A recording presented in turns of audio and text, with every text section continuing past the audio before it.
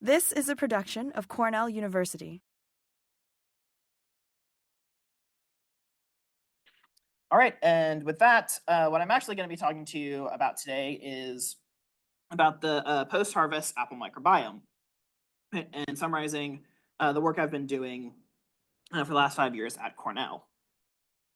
Right, so just to introduce, one of the things that I think we can sometimes take for granted, and I certainly took for granted before starting this program at Cornell, is how we can just walk into a grocery store and see all this amazing fresh produce months after harvest. In the case of something like apples, that right now apples have been harvested mostly in like September with a little bit of like August and October. But you can walk into a grocery store now and see New York apples that were harvested from that previous season right in the grocery store, and they look and taste great. So how do we actually make that happen, right? And the answer is with a variety of post-harvest technologies. And the way we tend to approach this in science is by looking at, okay, what are the issues and how do we solve them? So there's this big issue with fresh produce where a large percentage, that in some cases this is like lowballing it, 24% of fruits and vegetables are lost before reaching consumers. And so big issue. But again, as I mentioned, as scientists, we like to think about why does this happen? And so there are a lot of different ways that food can go bad. So there are sort of what do you think of as like food naturally going bad through ripening and senescence, which is based on cellular respiration. The fruit has metabolism, it goes through all of its energy, and then it starts to break down. And then water loss is also a big deal, especially in a lot of leafy greens, that even with a little bit of water loss, they'll shrivel up. Then we have molds and rots. And in these, in horticulture, we call these post-harvest pathogens that will infect the fruit. And of course, these are very dangerous because they'll spread. And then we also have physiological disorders. A common example is something as simple as apple browning. So you bite into an apple and it's kind of brown and gross. It's not moldy, like it's not dangerous. It's just not what you really want from an apple. And so we have all these issues that we have to deal with. Right? And so one of the main things that we want to do to preserve the shelf life is to slow respiration, right? Because that slows the ripening and senescence process. The most effective thing we do for a lot of these problems is refrigeration. One of the things that I learned taking post-harvest classes with Chris and Dr. Sushan Gan and doing our research is how important refrigeration is. Like refrigerate. And then there are some other more specific technologies we can also use, that if you reduce the oxygen, plants need oxygen to process further cellular respiration to process energy like we do, and then that can limit respiration as long as it doesn't get too low and you get fermentation. And then there's also this plant hormone, ethylene, that mediates a lot of this ripening and senescence that we can control. Right, so apples are what is known as a climacteric fruit. That through development, through this ripening phase, you see that there's this big burst of ethylene, and then shortly after you get this big burst of respiration, right, which creates leads to a lot of ripening and senescence. Right, and in a fruit like strawberry, which the graph gives here for comparison, we don't see that. Right, so some fruits do have this climacteric, some don't. Apples do, and that means that if we have this showing this chemical pathway for ethylene, if we're able to inhibit it at certain points, these two compounds, 1-MCP and AVG, are ones that the Watkins lab very commonly uses and that are very commonly used in the industry. And if we can inhibit ethylene, we can preserve the shelf life. Right. And then the other issue, one of the other issues I mentioned is water loss. And so how do we prevent that? The big way is when we refrigerate in big storage rooms, and we try to keep it very humid for the produce. That 95% relative humidity is the common benchmark. But of course, there's a problem with humid conditions, and if anyone's a plant pathologist seeing the water all over these apples, this might be a cause for a heart attack. Because when you get a lot of moisture on apples, that's just, or on anything as you might expect, that's just inviting rots and molds in, right? It's very intuitive. If something gets super wet, mold will grow on it, and we don't want that on our food. right? And so balancing all of these approaches is tricky.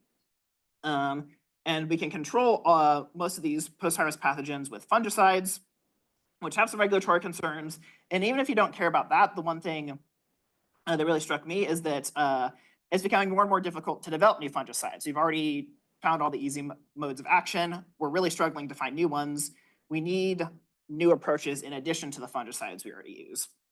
So one that's being investigated is biocontrol, which the principle of it is to use, to simplify, to use the good microbes to fight off the bad microbes. That you have a good like bacteria or a yeast that will fight off and the bad post-harvest pathogens and protect the fruit. And so there are some commercial products available for these, but they're less common than conventional fungicides for a couple of reasons. That they're a bit more expensive and they can work as well, but they're a bit more, that you have to have the right context for them. So they're not quite as consistent, can apply to every situation, even though they have a lot of potential. And so a lot of the people who look at biocontrol, when this microbiome concept started, were really interested because they had the idea that instead of just using this biocontrol antagonist to attack the pathogen, that there can be all these interactions with the microbes that just happen to be on the fruit surface.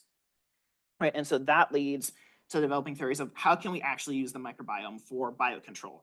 And so that was where a lot of the kind of early I say as in like 10 years ago, because this field is very new, theory around the fruit microbiome, the ground microbiome comes from. And one of the things that people have taken from other microbiome studies is this idea of the holobiont theory, which originated from the idea of the human microbiome, which, and to be clear, this is not the only way people view the human microbiome, but it's one framework people use, is that we as humans are a sum of not just our own physiology and not just our own actions, but of constant interactions between us and the microbes in and on us. So everything we do is not just human physiology, it's human physiology interacting with microbial physiology and microbial ecology.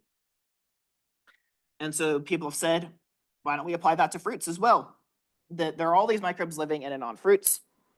And there have got to be these constant interactions there that can shape all sorts of outcomes. And if we can just study these microbiomes, maybe we can then figure out more about the fruits, right? And so that leads into my work. So we have this post-harvest physiology element of trying to make sure that fruit lasts longer, deal with the issues that arise, and combining that with microbial ecology of we know that there are these microbes on the surface of fruits. What are they? What are they doing? How can we use those? Right, so that's what I've essentially been working on for the last 5 years. And then a couple years ago, I gave a presentation for the work I did for my master's, which is AVG. As a reminder, this is one of the chemicals that inhibits ethylene. So all you need to know is that it slows down ripening, it slows down senescence. It was associated with bacterial, but not fungal microbiome variation in Gala apples. Right, and so we hypothesized that, okay, if we manipulate fruit maturity with this chemical, that should change what microbes we find on there. And we found that it was true for bacteria, though we didn't find evidence for fungi. But one of the things about apples, I mentioned the climacteric, is that Gala apples don't have a very pronounced climacteric. That its ethylene goes up a little bit, but with this new variety, Snapdragon, which great apples, if you live in the Northeast US, by the way, highly recommend, that those have a much more pronounced climacteric. So we asked, can we see effects with this other cultivar? And then with that, we also wanted to expand the experimental design to look at harvest time as well. That here, again, we have this very simplified pathway where AVG chemical stops ethylene, and because ethylene leads to ripening and senescence, you can use AVG to create apples that will last longer through storage. And we were also looking at manipulating maturity just through harvest times, that we harvested very earlier than you would typically harvest apples, and also later than you would typically harvest apples. Right? And so what were our hypotheses? we predicted that this AVG, this ethylene inhibitor, would affect the microbiome due to ethylene mediating some microbial interactions. So ethylene, we're mostly concerned with it because of its effect on ripening. It also is known to have some effects on plant defense. Right. In addition to that, we predict that harvest time will influence the microbiome due to some ecological principles, community succession and turnover, that the longer the apples are there, the more time the microbes have to colonize, and that will change the community. And then we predict that we also stored the apples and predicted that would shift the microbiomes due to this different environment that they're in. Right. So the sampling procedure, I'm not going to go through this for every experiment, but essentially we had a few different treatments. That we had our chemical application, that we had this ethylene inhibitor AVG. We had 2 harvest times that were 3 weeks apart. So again, like earlier and later than you would typically harvest apples. And then 3 storage times with water application to get a lot of good samples. And then the process of actually sampling the microbiome is kind of entertaining some people when I explain it. It's you put these apples in a bag, you have a machine that shakes them around a lot with this solution, and then you filter all the liquid through onto this filter paper and get this grime which has all the microbes in it, and then you can store it at the bottom of this tube and then do typical DNA extractions and sequencing. Right? And again, I'm not going to go through this for every experiment, but we have our DNA extraction, and then at this point, you ship the samples off to a company who does the sequencing. And the way microbiome sequencing is typically done is with these small amplicons. So sequencing entire big genomes of microbes is pretty expensive, but we can sequence a small region of a ribosomal subunit to tell what's what, essentially. And then we can do a bunch of bioinformatics to process the sequence to get these feature table of, we have a sample, and then these are all different microbes. And we get relative counts of each to see how much of each microbe is there. That's the kind of high level explanation. And so here, first I'm going to show the ethylene data, and it looks about what we expect. That when we apply AVG, we see that the ethylene is greatly reduced, and that the early harvest apples continue to get ethylene after storage, where when we harvest them late, when they already kind of hit, especially for the control ones, they've hit that point of the climacteric, the ethylene production decreases. Right, and then going into the actual microbiome data, I like to give an overview explanation of these ordinations when each time I do these presentations, because I know that interpreting these multivariate data isn't something that everyone always does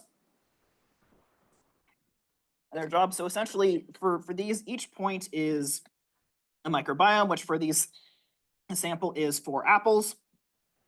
And the points that are further apart have more different microbiomes. So the points that are similar together have more similar microbiomes. The points that are further apart have different microbiomes. And because we find hundreds of different microbes, we're not able to make these generalizations about like what's a good microbiome or a bad microbiome. All we can say is that when we take all these hundreds of microbes together to form the microbiomes, these ones tend to look more similar to each other, and these ones look different. And so the main thing we see is that the darker points that represent the later storage time tend to cluster differently from the lighter points. And then we see that the late harvested ones, these blue ones, also cluster a bit differently from the early harvest points. And then we can also do some statistics on this. And partially because it's summarizing like PhD work as part of the part of the fence, we're gonna have to get a little nitty gritty into the stats. And it's also like important for the story of why I did what, but I'll try to not go like too deep into it. The main thing, we were really curious about AVG, and we did find these initial ones are p-values. And so we did find a significant p-value that the chance of seeing these differences is pretty low due to random chance. There's probably a treatment effect. but you'll notice the R squared for all of these is pretty low. So only in bacteria, only 3% of the variation is explained by uh, this this ethylene inhibitor application. And for people who work on univariate data are probably thinking, 3% is like nothing for an R squared. That like, how do you even get a significant result? And again, the answer is multivariate data is very complicated. That 3% of the microbiome of differences in the microbiome across hundreds or maybe even thousands of different microbes, if we see it consistently enough, that can give us a significant result. So it does look like, yeah, it's doing something, but the actual variation it's explaining isn't the largest. And that was something that kind of kept me thinking for a while afterwards. And we see pretty similar things for fungi, that harvest time, storage time, and this chemical application, this ethylene inhibitor, significantly shifted the microbiome.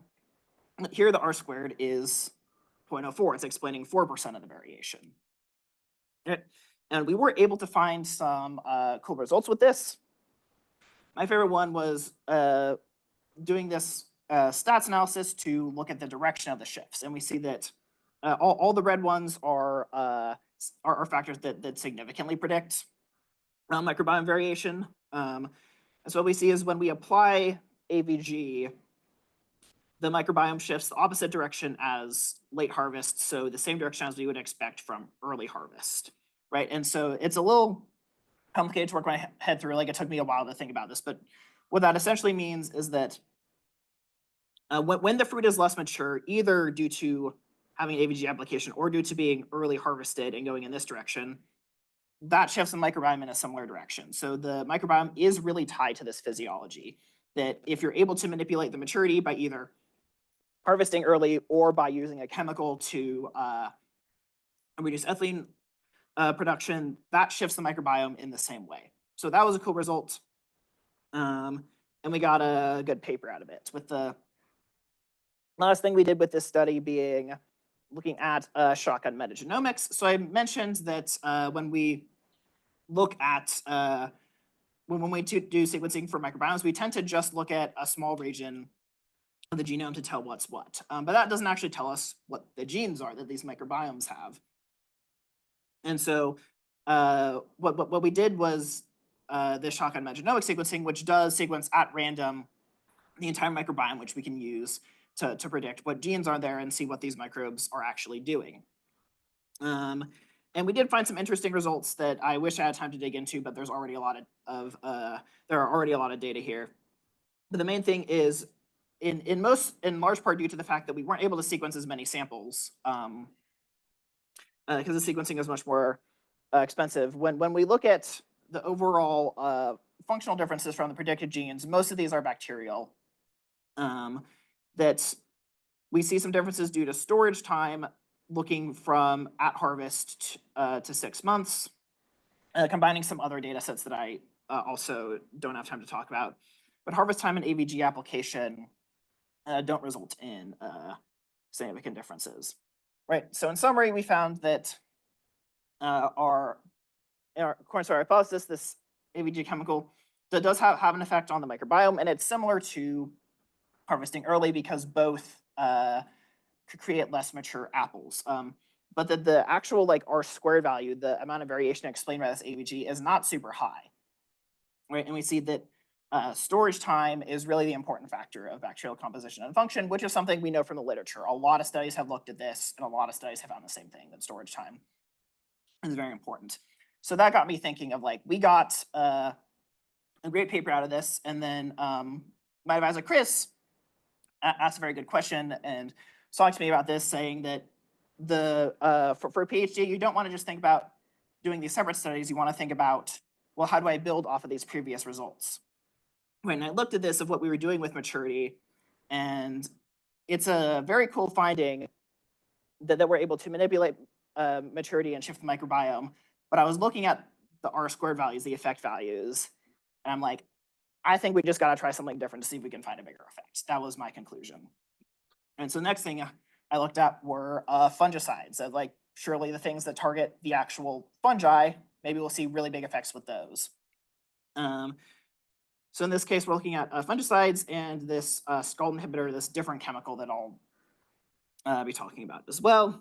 So starting with the fungicides, we have these two different ones. We have fludeoxonil, which is a conventional fungicide. It's kind of what you think of where you spray a fungicide post-harvest on these apples. That's fludeoxonil is a very common one.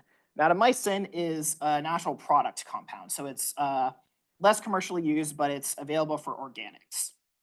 And the main difference, the reason experimentally we think that these will be different is that fludeoxonil is specifically designed to target pathogens, whereas natamycin is more broadly toxic to microbes. So we expect potentially differences from there, from how those two, how the microbiome reacts to those two. And then another factor here is we have this scald inhibitor that we're testing. So superficial scald, you can see these kind of pictures of these apples that you probably wouldn't want to eat. That is caused by a variety of abiotic factors. So this isn't a rot or a mold. It is just the apple doesn't have everything it needs, and it's developing these issues, right? And so we have this antioxidant DPA that's used to treat superficial scald, because a lot of what creates these physiologically are oxidation reactions.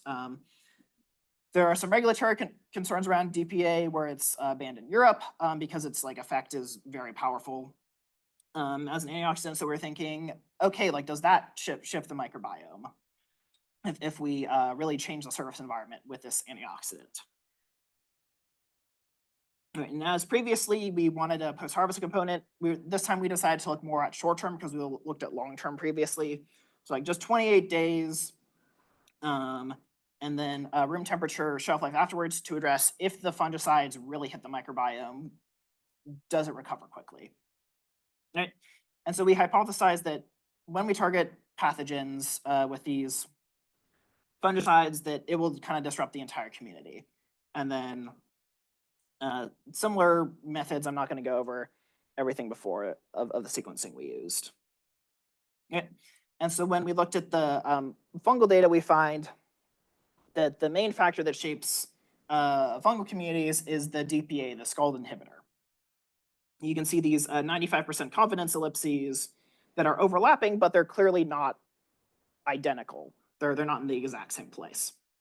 And we see that it is a highly significant result, and that the R squared is 0.15, so 15% of the variation of what we see of the fungi on the apple surface can be explained by adding this antioxidant scald inhibitor, right? And the fungicide we found was barely significant. And when we did pairwise, we found that natamycin, the organic, broadly toxic to microbes fungicide, had a small effect that was barely significant, and the conventional fungicide that specifically targeted pathogens had no observable effect. And then when we looked at bacteria, all of our treatments, we didn't find any significant results. What we did find is the storage time heavily impacted the microbiome, where between the 14 and 28 days, there was a big shift, as you can see. And then when we took it out back to room temperature, it shifted back what it was before. So that's kind of an interesting result. Wasn't really exactly what we were looking to test without the fungicides being significant. But I was pretty happy with this, that we see that there are these shifts that occur at cold storage, which we already know. But what we didn't know is that at least in the short term, they're somewhat reversible, that we see this big shift in 14, 28 days, and that it goes back to looking like how it did in early storage if you take it out at room temperature, which could imply that kind of the cold, the cold storage room environment really is a factor that, again, is reversible.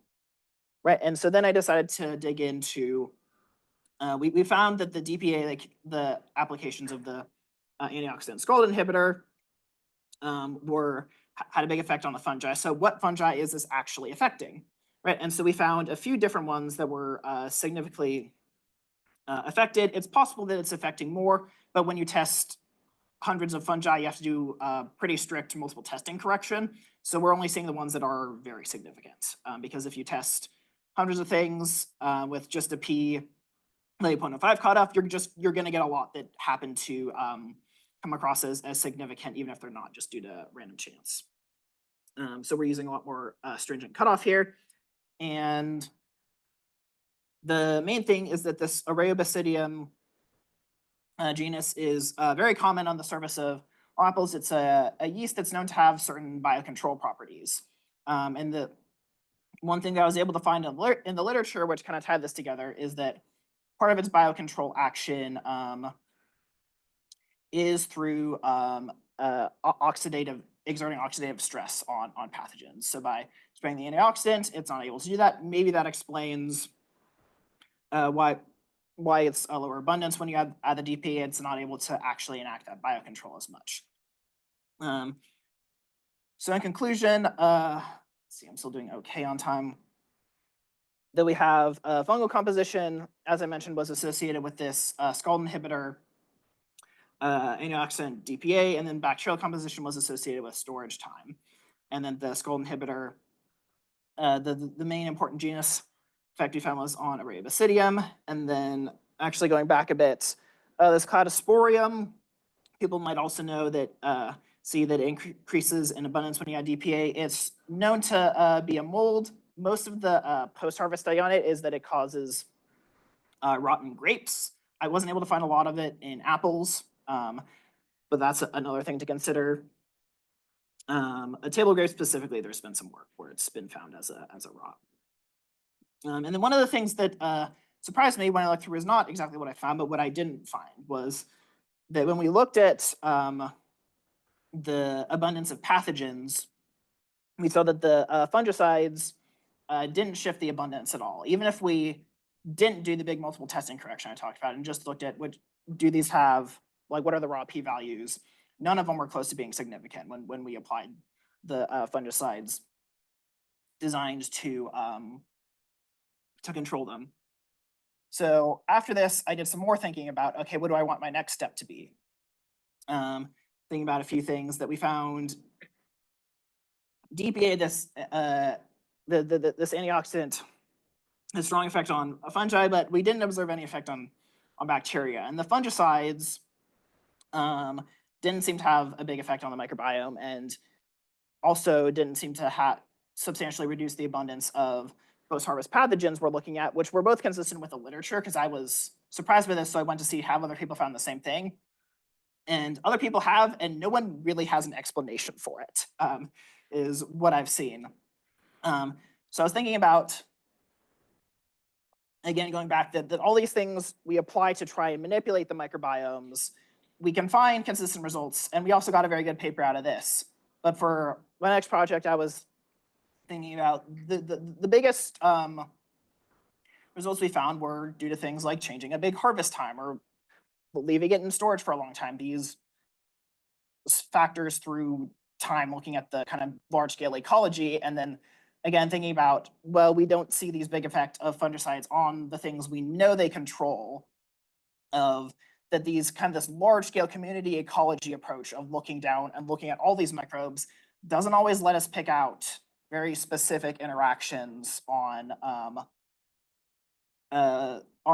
specific microbes if they're not already so abundant that it shifts around the entire community. So then I got to thinking, what actual questions can I take with this, like community ecology lens that I think is very important, right? And so that led me to look at more of these spatiotemporal factors of how do the microbes actually get onto the apple fruit to begin with, and how can that be explained by where they are in space and time. And this was a fairly substantial shift from what I had done before, because, right, as you may remember, the title of my presentation is about pre and post-harvest treatments. This really isn't either. It's looking about at the spatial and ecology and how that changes through time, right? But again, looking through my results, seeing low R-squared values and not always the effects we were seeing, I thought, like, this is where I think we're actually going to find the most important biological results, right? And so getting into the actual what I did for this one, people may remember I talked about these data at grad field review. I decided to also include them here because they're pretty important for like the story of what I actually did and why, and we'll be able to pick out some interesting trends from it. So island biogeography theory is a classical ecology theory that you can see here with this picture of birds that basically states that the further away the island is, the less dispersal there's going to be, the less things can make it. So you're going to find fewer different types of species. There's going to be less diversity. This kind of makes sense, right? That here we can see these birds are all able to get over here, but here on this island, only one type of bird is. And I wondered, is that true for apples as well? That are apples lower to the ground and in this different canopy area, do those have different composition and diversity due to potentially differences in dispersal, right?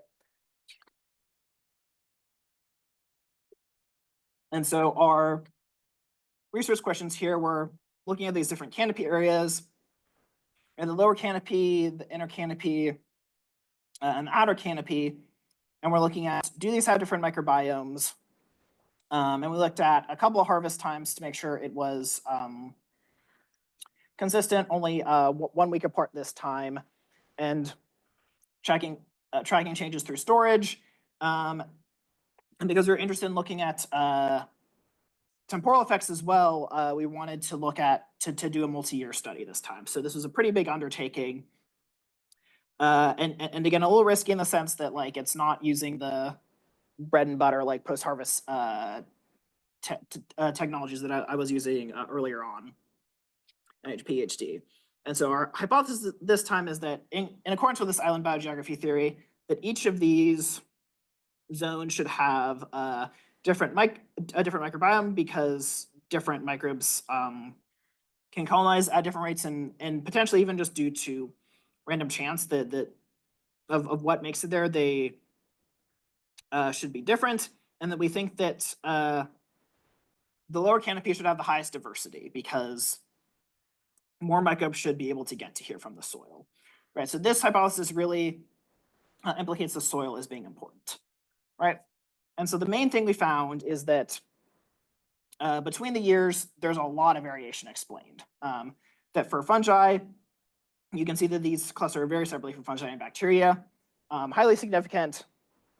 R squared for fungi is 0.54. So 54% of all the differences we see across the microbiomes for all of our fungal samples can be explained by which one was in 2022, which one was in 2023. For bacteria, their microbiome's a lot more complicated, so the R squareds tend to be a bit lower in general, 0.23, which is still a lot higher than we've seen before.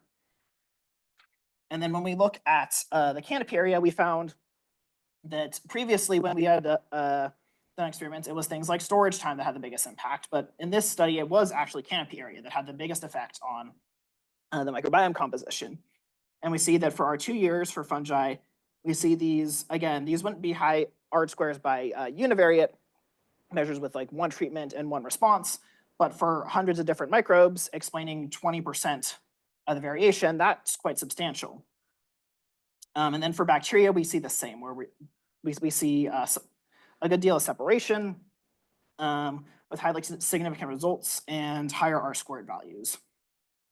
And so for me, this was very exciting and looking at, yes, we can try and manipulate the microbiome through these technologies, which is great. And I'm really glad I did those studies. And then it's also important to look at, okay, there's a lot of variation even within a single tree here of where these microbes are based on presumably dispersal, because any physiological differences we tend to find don't have big impacts on the microbiome. And with our diversity, we find that, again, it's a little complicated and messy, but the brown lines for the lower canopy do tend to be the highest in fungi overall. And then when we do the stats for the overall trend, it comes across as very highly significant, that the lower canopy consistently has the highest diversity. And then we see the same thing for bacteria as well.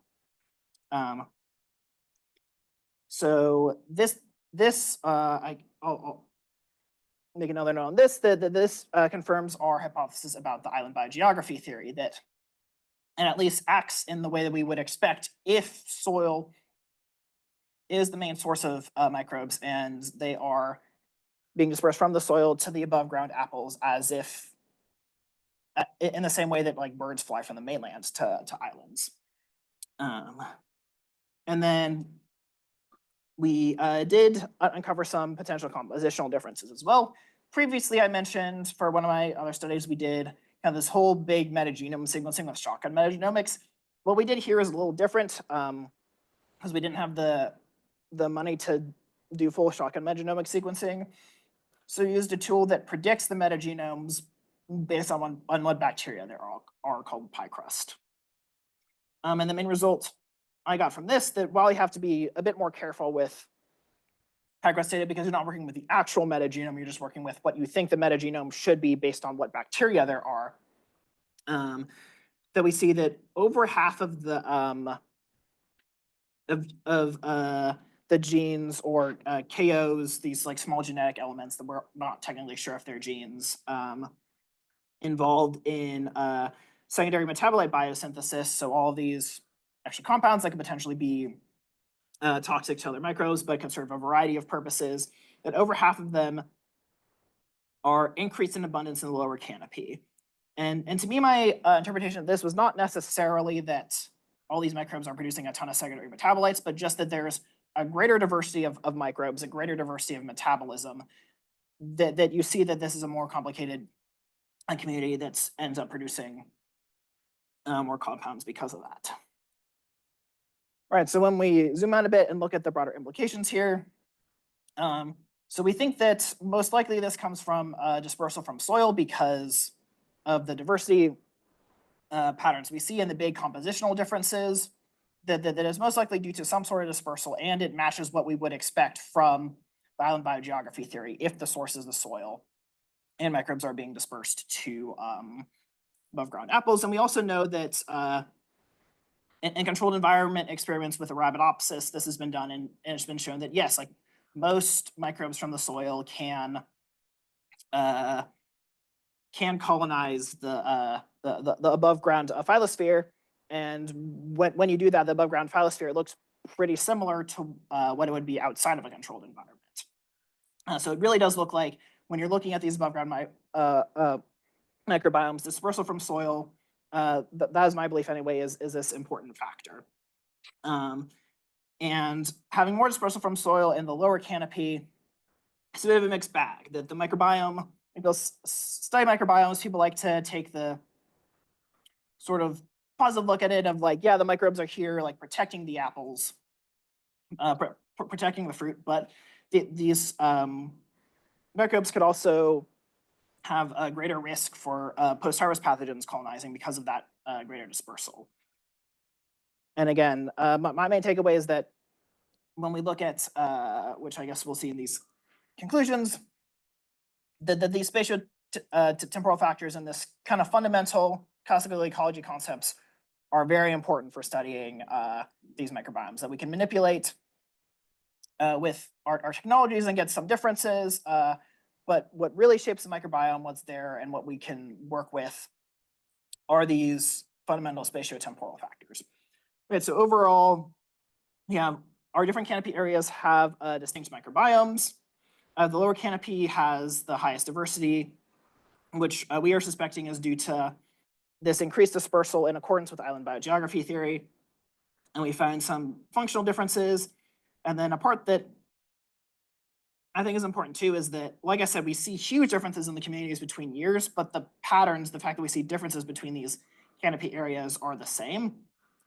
And that the different genera that are different in the lower canopy versus the upper canopies, I didn't show all of these data, but it remains pretty consistent between the 2 years that we looked at. So to me, it feels like this is really a fundamentally important force shaping the microbiome. All right, so okay, zooming even further out to look at kind of what I've accomplished in my PhD in 2 minutes. That we found that ethylene-mediated fruit maturity, so either by applying an ethylene inhibitor or just harvesting early is linked to microbiome compositions. And we found this in Snapdragon, which has pronounced climacteric, which we found stronger results there than in Gala, which doesn't. So that could potentially be an important cultivar effect as well. This gold inhibitor DPA has a very notable effect on fungi, and the fungicides have little to no effect, which was kind of surprising, but is consistent with the literature. And looking at that, I looked at these spatiotemporal effects, which I found seem to be really important in shaping the microbiome. With these dynamics matching some of what we would expect based on classical ecology theory, like the theory of island biogeography. All right. And a lot of people helped me through a lot of this work, a lot of people who are here in this room, and a lot of people who have since moved on to bigger and better things. So I just wanted to say thanks to everyone who helped me out with this work. And I'm happy to take any questions. Right. Connor, can you describe the trees that you were sampling from and how you sampled, and then also whether or not the orchards that you were sampling from were applied with any fungicides or bactericides? Mm-hmm. All right, let me go back. So right, for Zoom, the question was, can I describe basically what the trees look like, how we sampled, and how they're treated? So this is specifically the tree that we used for the a set of trees we used for this last experiment on the different canopy areas. Most of the trees that we used look fairly similar. With the second experiment on fungicides, the Fuji's, the trees were a bit larger. That it's this, as most Apple people probably know, these more modern kind of like smaller trees that are easier to get to. And the way I sampled was because even back when I was thinking about even back in the earlier experiments, and when I wasn't directly looking at the different canopy areas, I was thinking, and Yosef, who's in the audience, like even made a comment to me about like, oh, you might not want to take the apples that are like super low to the ground, because like those might just like have more like dirt on them. You might get like a different microbiome, which was one of the things that got me thinking about this question, actually. That I tried to make sure that that I was pulling, each sample is like a few different apples, like 4 or 5, and I was trying to pull them from different areas on the same tree, ideally. So if this were the experiment, so a sample would be like, I would take a few replicates, and each replicate would be like, let's say 4 apples from here for the lower canopy, like 4 apples kind of from here for the inner canopy, and 4 apples from here for the outer canopy, trying to get different areas. As a result, for some of my earlier experiments, I was it was pretty slow going. Chris had the nickname Speedy Gonzalez for me while I was sampling, because I would be very meticulous in trying to pick out different apples, and it would take a while as a result, and I would not have very many apples.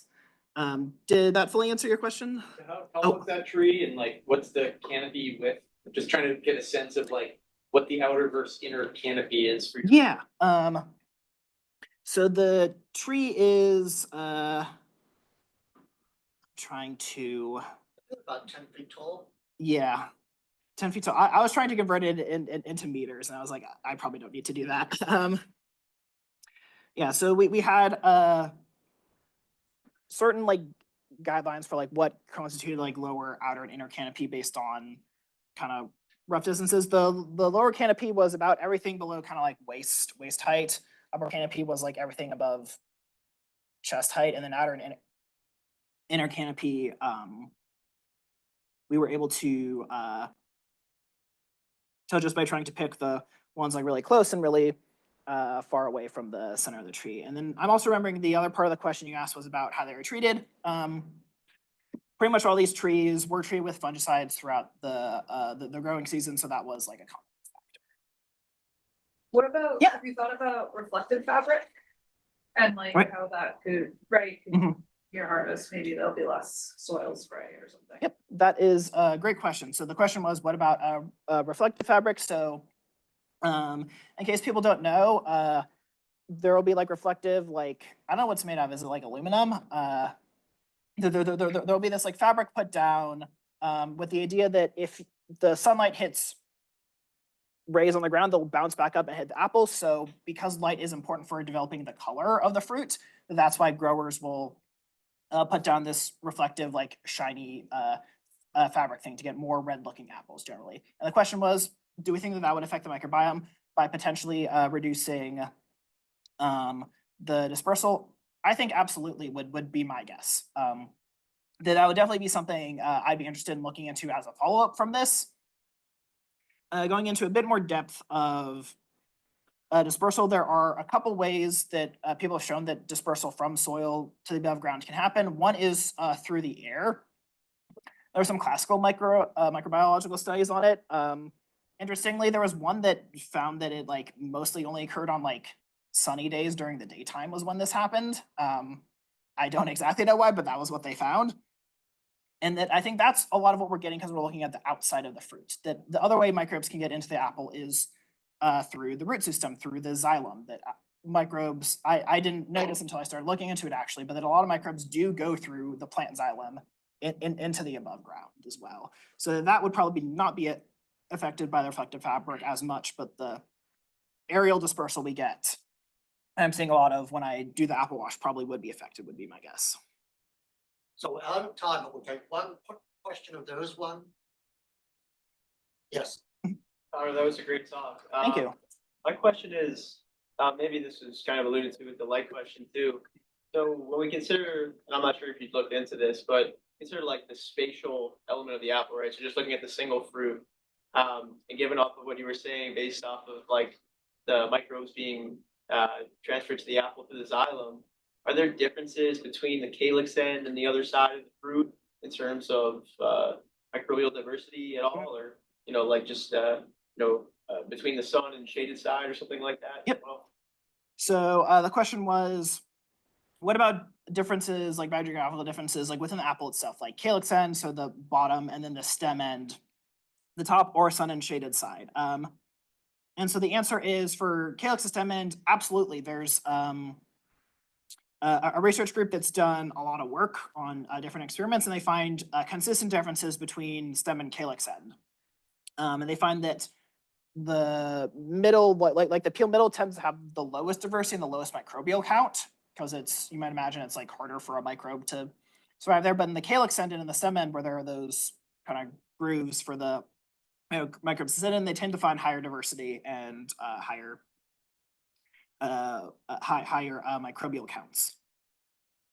Sun and shaded side, we're not totally sure.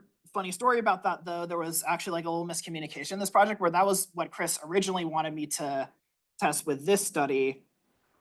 But when he was looking at, and I took it more in a direction of outer versus inner canopy, because when I do the apple wash, you get the entire apple, so you're not able to look at sun versus shaded. There are methods that can be used for that. The other group that I talked about that does the calyx versus stem end, what they do is they'll kind of take a bit of fruit flesh from the peel, stem, and calyx.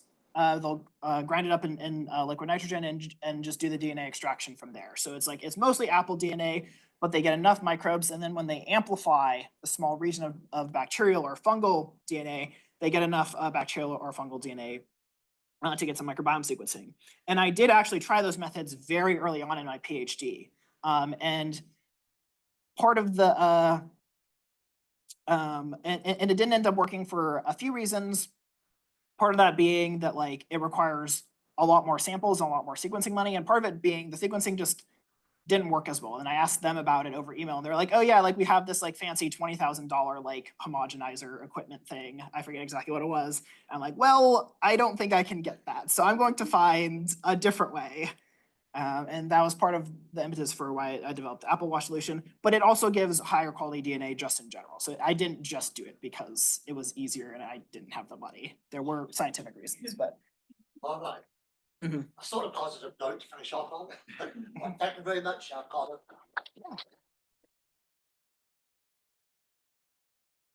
This has been a production of Cornell University, on the web at cornell.edu.